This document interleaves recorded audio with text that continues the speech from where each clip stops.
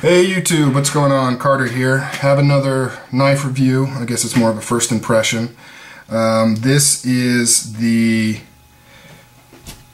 Meyerco Catch Dog right here. This is a collaboration with Meyerco and Greg Lightfoot. I also have Meyerco's collaboration with Kirby Lambert. This is the Shockwave. Really love this knife. These are basically collaborations to do production versions of their custom knives, done cheaply in China. So these are Chinese-made knives. I believe it has the 8CR 13 MOV steel, if I'm not mistaken. It's not stamped. I'm pretty sure that's what it is. So let me jump into this. This is a really cool knife, and if you want to get a knife that resembles a custom knife maker's knife, and you like Greg Lightfoot or Kirby Lambert for that matter, I definitely recommend picking one of these up. This is more of a second kind of cool, fun to own kind of knife really, because it's not, in my opinion, this is not going to make a good EDC knife, and I'll go into that in a second. As you can see, the size comparison, very, very large, really large knife, really heavy. This thing weighs a frickin' ton. I mean, this is a tank of a knife. Look how thick that stock is. This is a tank of a knife.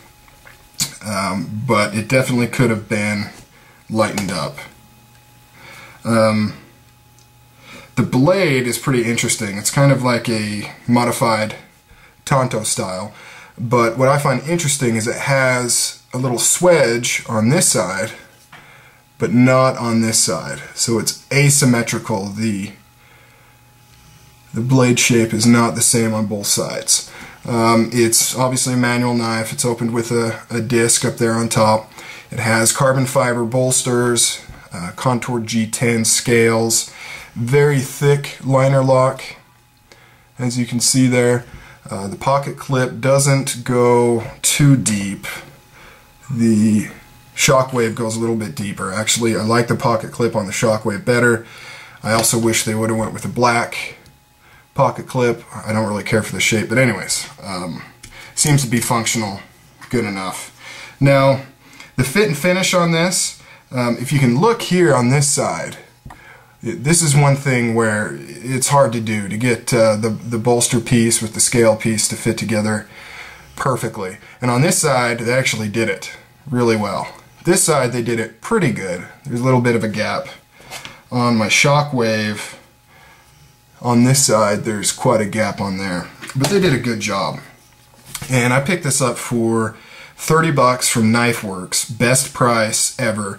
I had this in my sights for quite a while. I was going to pick it up, but it was always around the $40 mark, somewhere around there.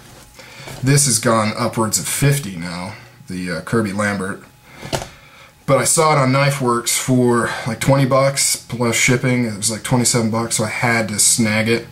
The blade needed a little bit of cleaning up, but it locks up tight as a drum. The action's smooth. Just an awesome, beefy, heavy, killer knife that resembles that of a custom by one of these guys. So I definitely recommend picking both of these up if you can. Really cool knife. Really great price. Alright guys, take it easy.